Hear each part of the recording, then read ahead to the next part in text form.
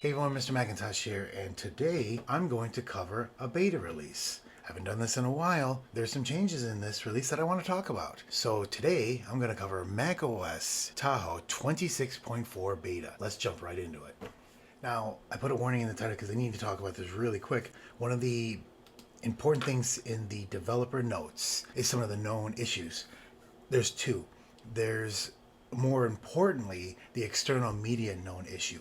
HFS External Media might fail to mount, and there's been some reports in the Mac Rumors forum that has caused issues with their external drive. They would plug it in and they would get errors or something, so I would not plug any external HFS formatted external USB or hard drives into 26.4 beta until you verify that this issue is fixed. And what is HFS even used for? Well, it's used for installers and stuff like that. If it's an APFS, which most drives are formatted today, like Time Machine and stuff like that, then that's why it's a beta. This is well known that these things can happen. And the other thing is when installing an external disk, some configurations of the M1 Apple Silicon Mac might panic at boot.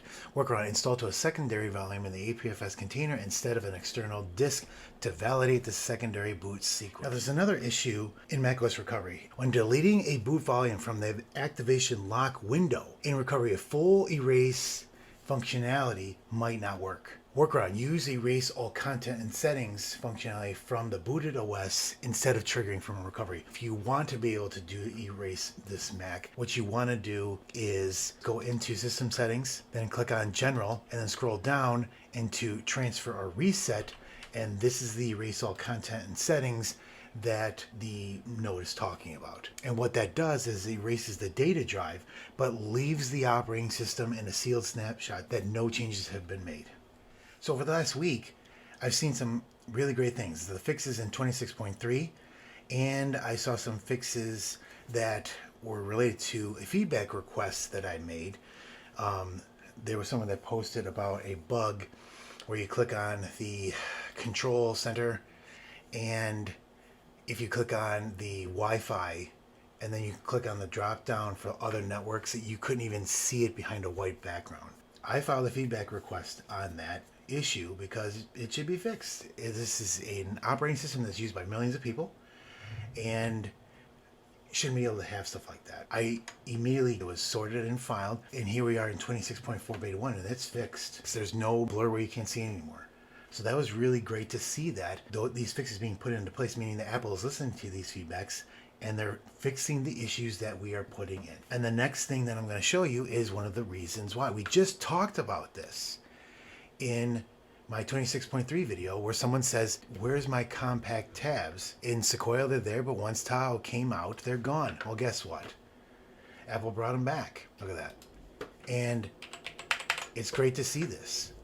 This is a feature that a lot of people really like. My point is that, again, like I said in 26.3 video, we can sit here and complain all we want, but if we put this in here, Apple's showing us right now, if enough people gather together and say, this is what we want, they're doing it. Let's see if we can continue that positive motion to see if we can get some more action here. This is great to see. And the next thing is, and this is why I even wanted to make this video, is when I was looking for changes in here, the .4 release around the February-March timeframe is what we in the Mac admins world call a spring release. And veteran viewers of this channel have heard me use that term before. What that means is that this is Apple's last big push for the operating system for macOS Tahoe and previous years of operating systems, meaning that the fixes, new features and stuff like that, this is the last hurrah. 26.5 might have maybe a feature here and some fixes, but nothing near close to what we see here.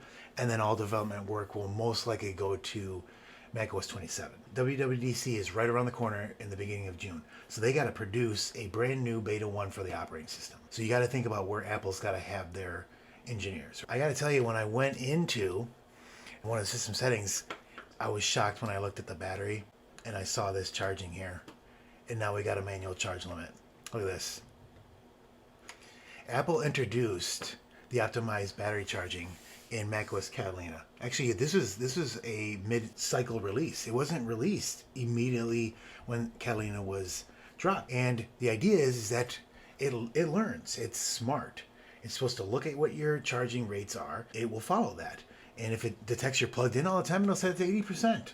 But if you're disconnecting all the time in your mobile, it's going to keep it as high as it can. But the problem is that sometimes that didn't work. And it didn't even work for me either. For example, I would have it plugged in and then I would go and use it for one day, come back, and it would be at 100% for like a week and a half. This is great because now I can set it to 80 and leave it there, force limit, which is what a lot of people ask since the very beginning. In 2020, we would love to have both. I would, if you want to just let Apple handle it or set it myself. And again, 80% is usually within the industry known standard, a percentage of charge limit to maintain and extend the life of your battery. iPhone got it, the iPhone 15. There are a lot of people who are like, well, why in the heck can't I get it on my older, like iPhone 14? Well, that's something that Apple still doesn't do very well. There's no real reason why older devices can't use the charge limit. If they can use optimized battery charging, then they can use the charge limit. Unfortunately, I originally said that I thought that this was, but I was looking at the wrong machine. So if we go to our 13-inch 2020 4 Thunderbolt 3 ports, and we go into our system settings, battery, Intel is not compatible. No! We know that Apple is making a habit of not really giving Intel the action. And again, that's sad, and I do not agree with that, but here we are. And you know what I would like to see, and maybe I'll file a feedback request on this, if we could get low power mode to say 20% and under, turn it on. I think that's a cool idea. Or 10%. So when it gets to 10%, automatically turn on lower power mode. Not just always when you're connected to the battery. Maybe I want full power. But again, great to see this new charge limit option. So with Apple Intelligence all set up here, I do not see any evidence of the rumored revamp. There's been a lot of talk about that, and we don't know what's going to happen here. Remember, Apple only said 2026. They never really promised, oh, hey, revamped Siri will be in this version. They never did that. And obviously they do not want to mess up and promise like they did before, and it's not ready. Next, I wanted to cover the deprecation or the retirement of Rosetta. Announced at WWDC 2025, macOS 26 is the last release to support Intel-based Macs. Additionally, Rosetta support for apps will end after macOS 27. Starting in macOS Tahoe 26.4, users will be notified when they launch apps that use Rosetta of upcoming incompatibility. And this is to help move the developer along to get a universal, well, not even needing a universal anymore, just Apple Silicon based app only for that coming retirement. During the beta period, notifications will be accelerated, enabling Apple and developers to address any issues that might occur. And that's why it's important to do it now. Don't wait until 27 when you can't even use it anymore if you're a developer and you need to get that done. And that will help all this because it's all being looked at right now. There will continue to be support for older unmaintained game titles leveraging Rosetta,